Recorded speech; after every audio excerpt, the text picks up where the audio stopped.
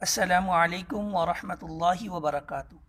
Students of 6th class, history की book, तारीख़ की बुक जो आपके सिलेबस के अंदर शामिल है, जोग्राफ़िया की बुक इससे पहले हमने उसका जो सिलेबस था वो हमने कंप्लीट किया। मैं उम्मीद करता हूँ जो भी सिलेबस था उसके अंदर आपने जो भी शॉर्ट क्वेश्चन थे कॉपी की करने वाला काम था वो आपने कंप्लीट किया होगा। तो बेटा आज से हम स्टार्ट करेंगे हिस्ट्री की बुक, और ये वाला वीक भी चलेगा और नेक्स्ट वाला वीक भी जो है ना इसमें हम इस सिलेबस को कंप्लीट करेंगे। और मैं उम्मीद करता हूँ बेटा कि आप जो भी आपको डेली सबक दिया जाए, शॉर्ट क्वेश्चन दिया जाए, आपने उनको याद भी करना है और आपने उनको कॉपी के ऊपर लिखना भी है। तो ये बेटा वादिय सिंध की तहज़ीब जो आपके चैप्टर आपकी बुक के अंदर है, पहला चैप्टर बाब नंबर 1, ये हम आपका सिलेबस है, इसके अंदर हम पढ़ेंगे। और चलिए स्टार्ट करते हैं वादिय सिंध की तहज़ीब। तो बेटा तारीख़ का जो है ना ये आप जहन में रखिएगा कि तारीख़ एक ऐसा सब्जेक्ट है जिसमें फ़िगर जो है ना, डिजिट्स कह लें या फ़िगर कह लें, डेट्स कह लें, वो आपने अच्छे से याद करनी है। ये वेरी इंपॉर्टेंट है। इसमें से आपको शॉर्ट क्वेश्चन भी आ सकते हैं, एमसीक्यूज भी बनेंगे।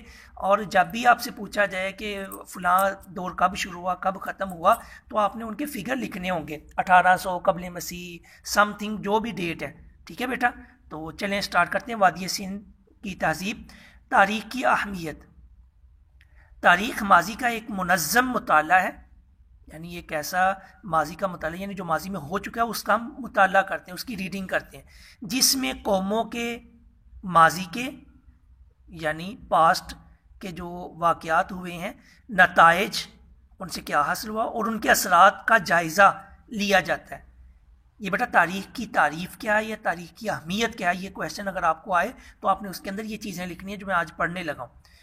तो तारीख़ माजी का एक ऐसा मुनज़्ज़म मुताला है जिसमें कौमों के माजी के वाक़यात, नताइज और असरात का जायज़ा लिया जाता है। माजी, हाल और मुस्तकबिल एक लड़ी की तरह जुड़े हुए, यानी माजी में क्या होता रहा, फिर अब हाल में क्या हो रहा है और नेक्स्ट क्या होगा, इसके बारे में पढ़ना।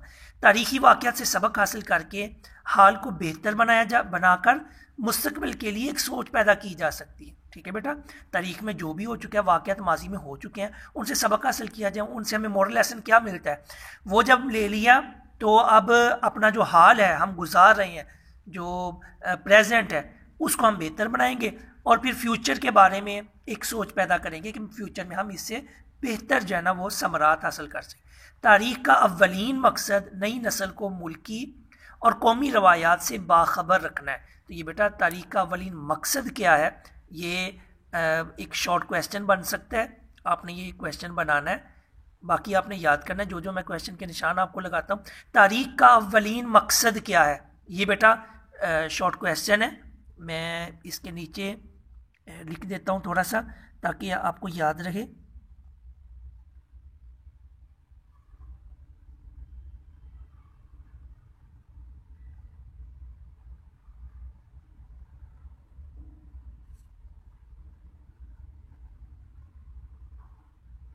ठीक है बेटा, पेज नंबर 1 के ऊपर तारीख़ का अव्वलीन मकसद क्या है, तो ये जहाँ से स्टार्ट हो रहा है यहाँ से शुरू होकर अगले पेज पे जाएगा। तारीख़ का अव्वलीन मकसद नई नस्ल को नई और कौमी रवायात से बाखबर रखना है ताकि वो आइंदा का लाया अमल तैयार कर सकें। तारीख़ के मुताला से नई नई राहें खुलती हैं, हज़ारों साल के वाक़यात का नक्शा जहनों में उभरता है। ठीक है बेटा, यहाँ तक आप इसका आंसर लिखेंगे जो अभी क्वेश्चन पेज नंबर 1 पे मैंने लिखवाया कि तारीख़ का अव्वलीन मकसद क्या है। ठीक है बेटा, तो इधर तक लिखेंगे, आगे पढ़ते हैं। और कौमों के खाने पीने, लिबास, रहन सहन, पेशों यानी वो क्या क्या काम करते थे, अमारात यानी उनकी बिल्डिंग कैसी थी, उरूजो सवाल उनको कब तरक्की मिली और कब पस्ती, और तबाही के बारे में मालूमात मिलती हैं, नॉलेज मिलता है कि उनके साथ क्या क्या हुआ।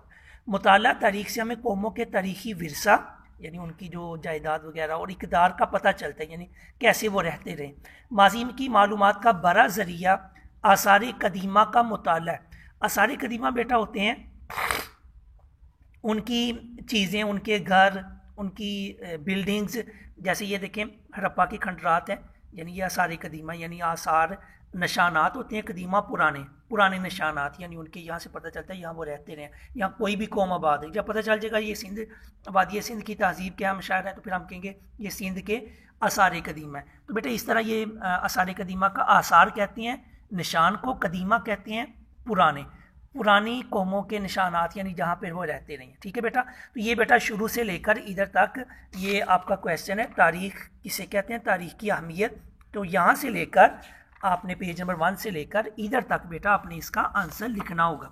ठीक है बेटा, चलें आगे पढ़ते हैं। वादी सिंध की तहजीब, पहले हमने तारीख पढ़ी, तहजीब। वादी सिंध की तहजीब दुनिया की कदीम तरीन तहजीबों में से एक है, यानी रहन सहन के एतबार से। ये तहजीब जिस इलाके में परवान चढ़ी उसे दरियाए सिंध और उसके मावन दरिया सैराब करते हैं। इस तहजीब के आसार सिंध में मोंजोदरो और पंजाब में दरिया रावी के किनारे हड़प्पा ज़िला साहिवाल में पाए गए हैं।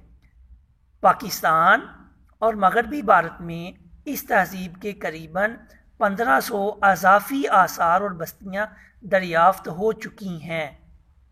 ठीक है बेटा, तो इसमें ये जो अभी हमने पढ़ा है, ये बेटा ये निशानी, ये इसको रिमूव करें जी बेटा। तो वादी सिंध की तहजीब से क्या मुराद है, ये बेटा पहला शॉर्ट क्वेश्चन यहाँ से स्टार्ट होकर ये मुकम्मल 3 लाइनों का बनता है, आपकी एक्सरसाइज के अंदर मौजूद है, मैं आपको दिखा देता हूँ। वादी सिंध की तहजीब कहाँ वाक़ है, मंदरजा सवालात के मुख्तसर जवाब दें। तो ये है बेटा वादी सिंध की तहजीब कहाँ पर वाक़ है। तो बेटा यहाँ से लेकर यहाँ तक ये शॉर्ट क्वेश्चन आप उसका आंसर लिखेंगे। दूसरा बेटा क्वेश्चन है, ये लॉन्ग क्वेश्चन बनता है। लॉन्ग क्वेश्चन पहले देख लेते हैं पेज पे। वादी सिंध की तहजीब की दरियाफ्त कैसी हुई, नीज़ कदीम तहजीब के आसार कहाँ कहाँ से मिले हैं। ठीक है बेटा, तो ये बेटा पहला जो क्वेश्चन है, वादी सिंध की तहजीब दरियाफ्त कहाँ से हुई, नीज़ कदीम तहजीब के आसार कहाँ कहाँ से मिले हैं।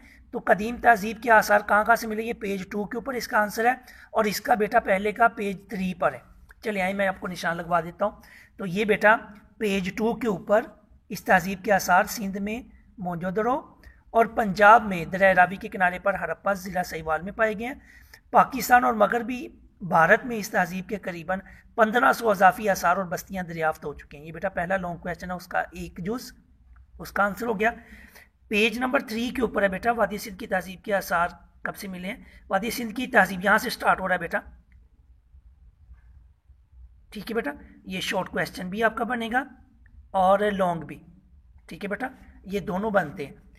वादी सिंध की तहजीब के आसार सबसे पहले 1922 में मोंजोदरो में खुदाई के दौरान दरियाफ्त हुए। ठीक है बेटा, तो ये पहले लॉन्ग क्वेश्चन का एक हिस्सा ये बन गया और दूसरा ये बन गया, यहाँ से लेकर यहाँ तक। और वादी सिंध की तहजीब पहला शॉर्ट क्वेश्चन यहाँ से लेकर यहाँ तक ये बन गया, और उसके अंदर ये भी आपने ऐड करना है। ठीक है बेटा, तो ये बेटा आज का आपका काम है, हमने आज जितना पढ़ा है। और बेटा ये देखें वादी सिंध के तहजीब के शहर और मराकिज़, ये बेटा ये जो निशान है आसार कदीमा के मकामात का, इस तरह की जो शेप होगी तो ये वहाँ पे आसार कदीमा के मुकाम है। राजस्थान, मोंजोदरो, सक्खर, लारकाना, मेहरगढ़ और इसी तरह दरिया सतलुज। ठीक है बेटा, तो ये उन्होंने वाज़ेह किया कि यहाँ पे आसार कदीमा के निशानात मिलते हैं। ठीक है बेटा, आज के लिए आपका इतना ही काम है। आपने पहला क्वेश्चन लिखना है पेज नंबर 1 के ऊपर, ये लिखना है तारीख का अवलिन मकसद क्या है, यहाँ से स्टार्ट होकर यहाँ तक मुकम्मल करेंगे। बाकी तारीख की अहमियत क्या है शुरू से लेकर इधर तक, ये बेटा आपने याद करना है। दूसरा बेटा लिखने का काम आपने पहला जो लॉन्ग क्वेश्चन है उसके 2 पार्ट्स हैं वो आपने लिखने हैं, यहाँ से लेकर यहाँ तक बनता है, और दूसरे का आंसर यहाँ से लेकर यहाँ तक बनता है। ठीक है बेटा, ये आपने अपनी बुक के नोटबुक जो है उसके ऊपर लिखने हैं। बाकी आपने शॉर्ट क्वेश्चन ये पहला जो है ये आपने सिर्फ याद करना है। ठीक है बेटा, ये आज का काम है। ये आपके 3 क्वेश्चन है, 4 क्वेश्चन है जिनमें से 2 आपने लिखने हैं, 2 याद करने। ठीक है, वस्सलामु अलैकुम वरहमतुल्लाहि वबरकातुहू।